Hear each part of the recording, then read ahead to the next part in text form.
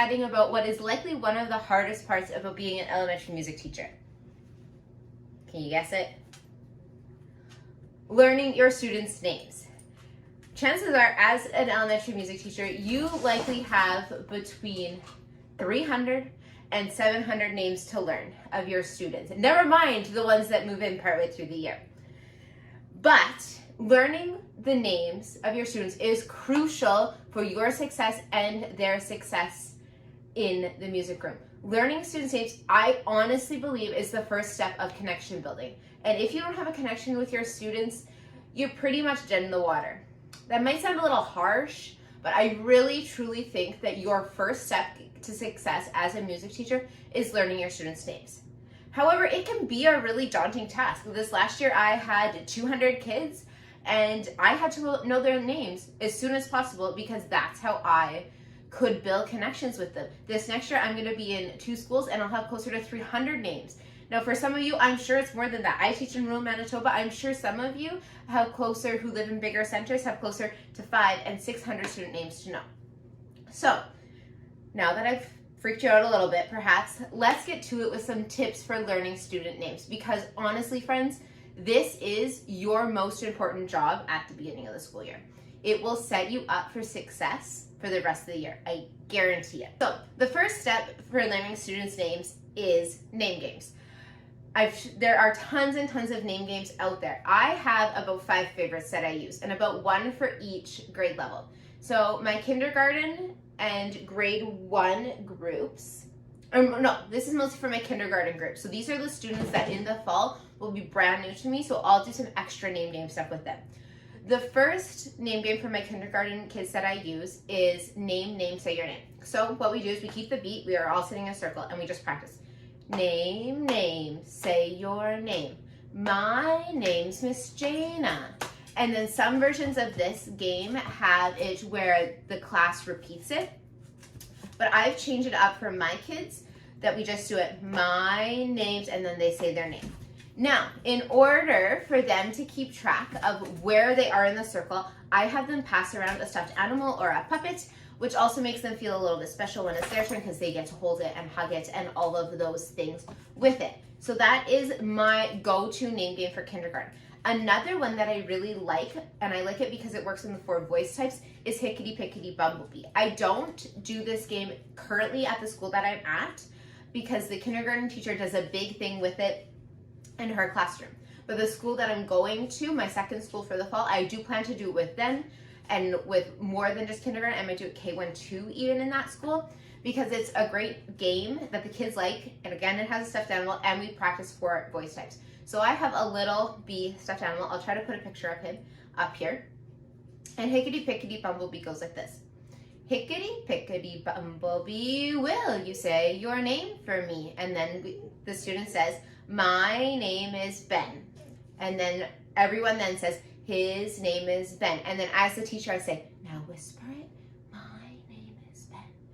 His name is Ben. Now call it. My name is Ben. His name is Ben.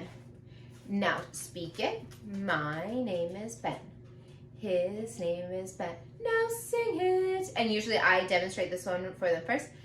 My name is Ben. His name is Ben. So I'll usually, for the singing, especially with my K1s, I will sing it with them, for especially those first few times. But I like that because it works on the 4 voice types, which is one of my first things that I teach in kindergarten. With my 1-2s, I do bounce high, bounce low. Bounce high, bounce low, bounce the ball to our low. I will link a freebie to all of these name game songs it'll be in my free resource library. I'll tell you more about that in a minute. Just popped into my head. So we pass the ball or a puppet. So I'll either use bounce or pass depending on what we're doing.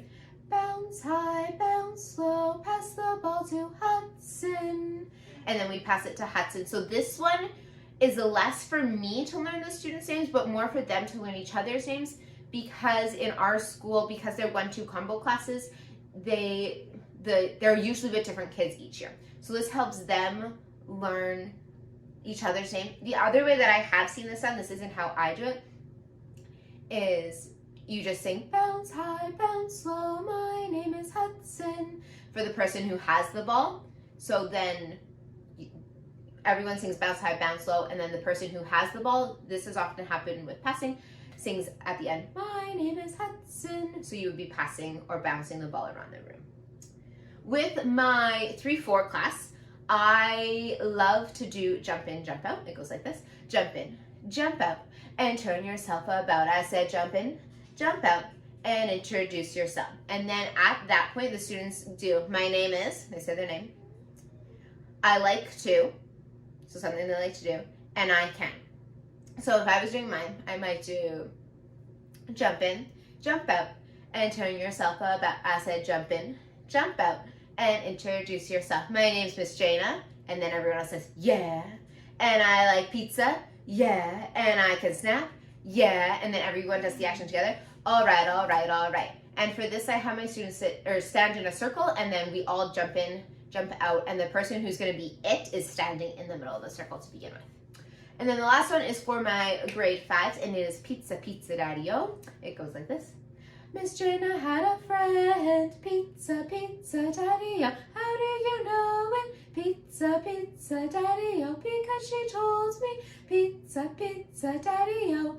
And then at that point, the person who is called gets to choose an action. So they might choose clap it. So then we say, let's clap it, daddy-o.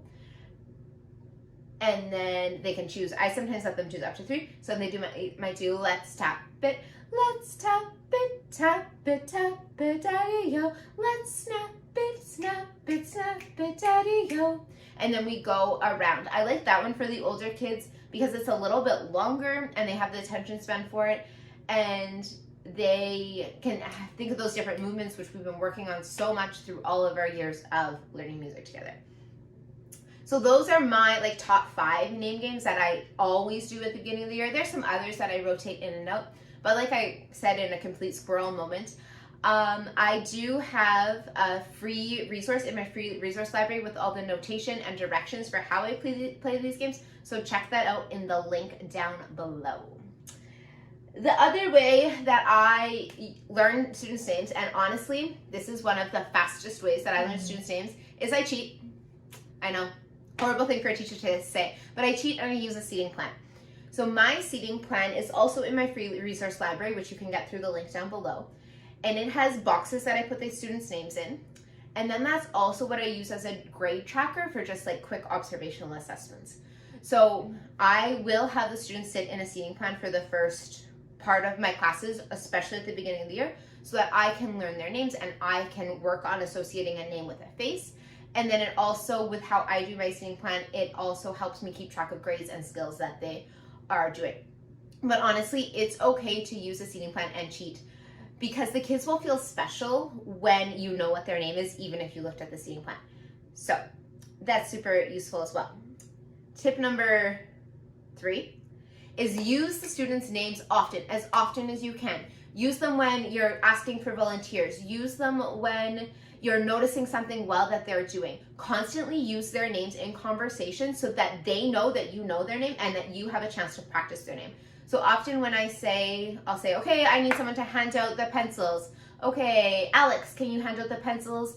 And Mackenzie, can you pass out the papers? Or if I notice something that they're doing really well, I'll make sure to point it out using their name.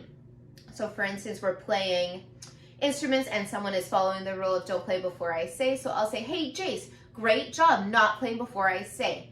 Because then the students know that you know their name, and that is so crucial, especially when you give that positive reinforcement to that connection building. At the beginning of the year, try to use the students' names positively more often than you use them to correct a behavior. And I'll tell you this, you'll know the students' names that you need to know because of negative behavior sooner than you know the ones that you don't necessarily know because of positive behavior. Because you'll be using that one kid's name all the time in your classroom. Whereas the kid who does what they're supposed to and listens to directions the first time, their name might not get used as often. So you need to make more of a point to use their name. And tip number 4 is to use your teacher duty as a chance to practice names. In our school, we each do one duty a week. So you're either bus or outside. Wherever I am, I make sure that when I see kids come in and leave in the morning, I call them by name. One of my goals, especially when I do bus duty, is to say good morning to every kid that walks off that bus in the morning. And it's actually quite funny. We have one bus that has a ton of kids on it. So it's actually quite funny. The bus driver often laughs at me because I'm pretty much out of breath by the time I've said all of these kids' names. But I make sure to say good morning to them all every morning.